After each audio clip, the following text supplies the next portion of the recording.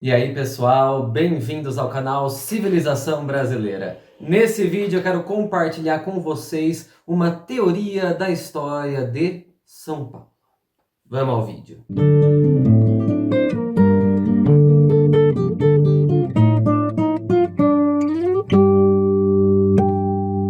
Antes de começar o vídeo, pessoal, eu quero deixar claro que não estou falando do maior clube do Brasil, o nosso querido Trimundial. Não. Estou falando mesmo do estado de São Paulo. E já faz bastante tempo que eu quero gravar esse vídeo, porque eu acho um assunto muito interessante, principalmente para quem mora aqui em São Paulo. E eu me baseio aqui na teoria da história de Paulo Prado, um dos grandes intérpretes do estado de São Paulo, que escreveu esse livrinho aqui, ó, Paulística, um livrinho muito bom. E baseio aqui, sei lá, em 90% daquilo que Paulo Prado diz. 10% eu vou acrescentando aí de outras fontes, beleza? Mas antes de entrar no assunto, eu queria só comentar uma coisinha com vocês.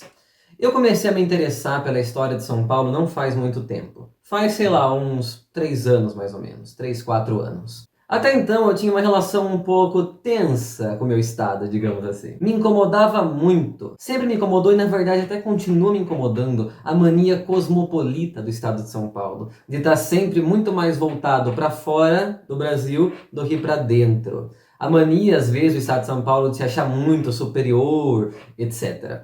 E é óbvio, quando eu falo estado de São Paulo, eu estou falando povo paulista e principalmente elites paulistas.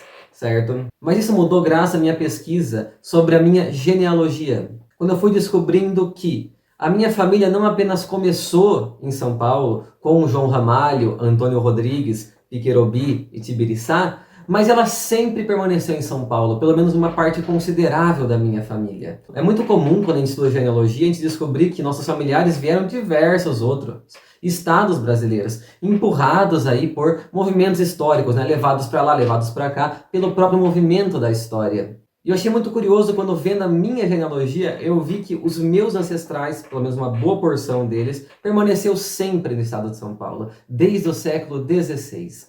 A partir daí eu comecei a nutrir uma identificação maior com a cultura do meu estado. E hoje eu percebo como a cultura paulista é linda, maravilhosa. Ser paulista é uma belíssima forma de ser brasileiro. Por isso comecei a me interessar por esse tema. Mas, sem mais delongas, vamos lá.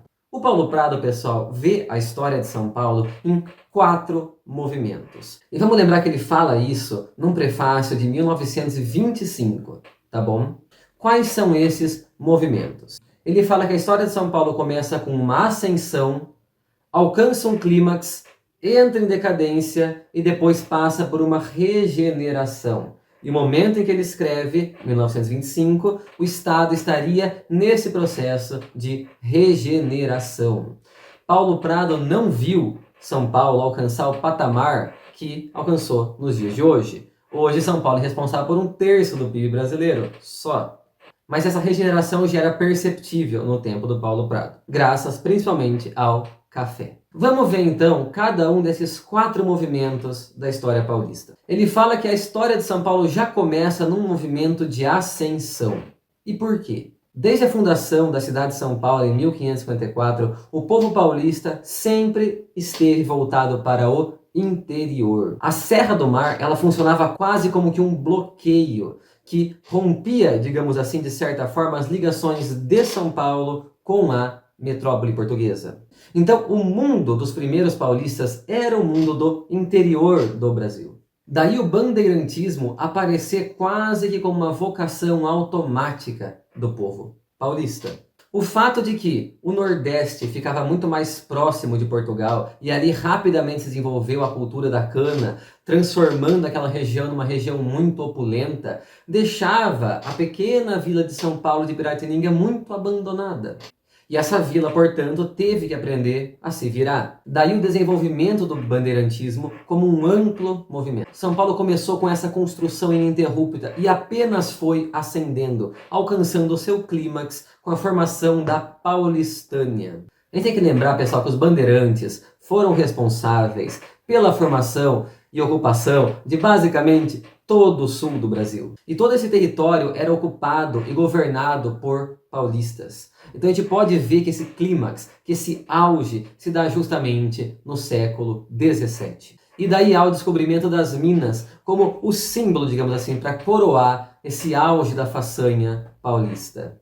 Mas as minas também foram o início da decadência de São Paulo. A mina vinha acabar com a bandeira. Palavras de Paulo Prado.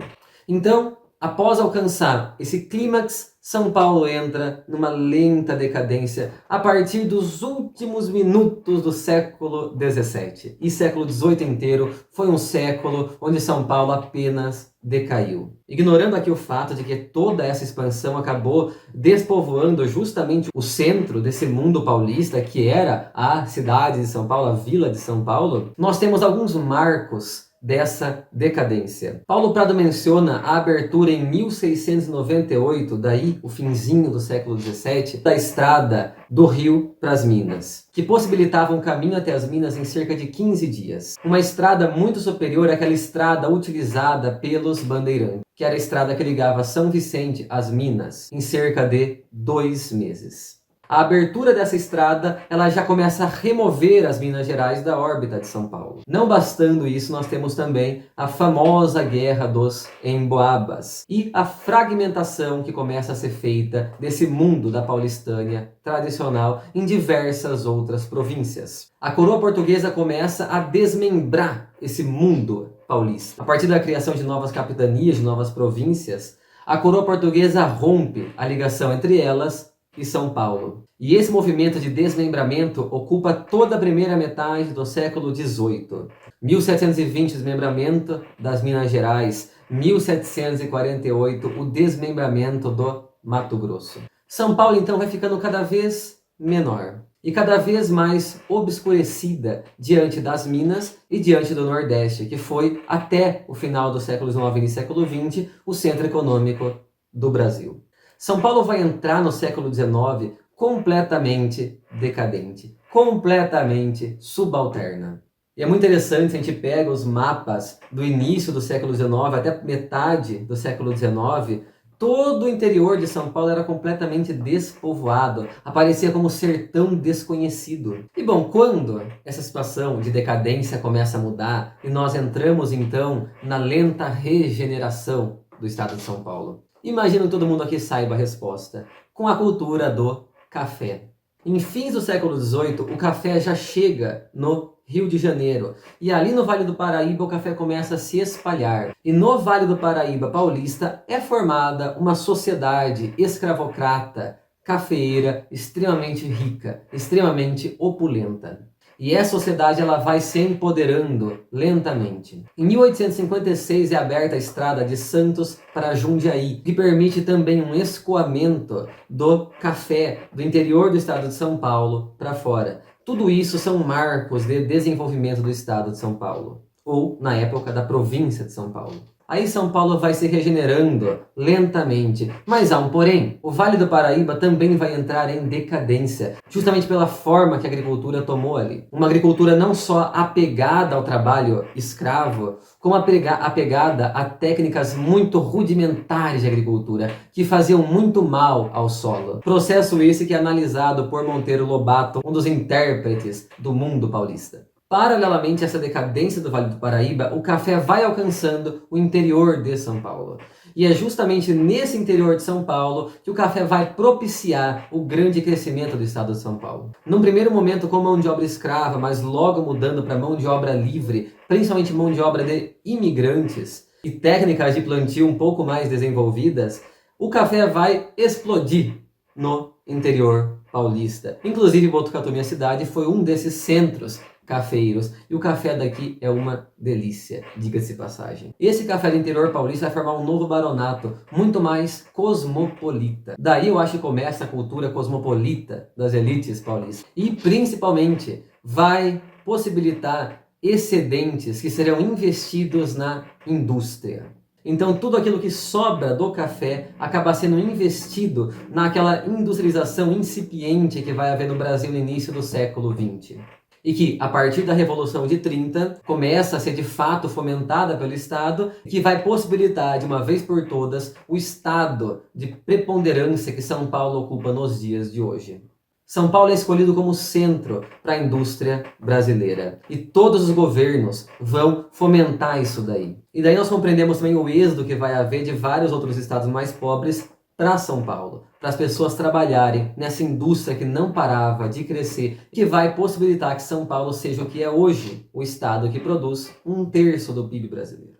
Esse é, pessoal, grosso modo, um resumo da história de São Paulo, pautado na teoria da história de São Paulo, de Paulo Prado. Se você gostou desse vídeo, dê um joinha, comente, compartilhe e, é claro, se inscreva no canal. Até a próxima, pessoal!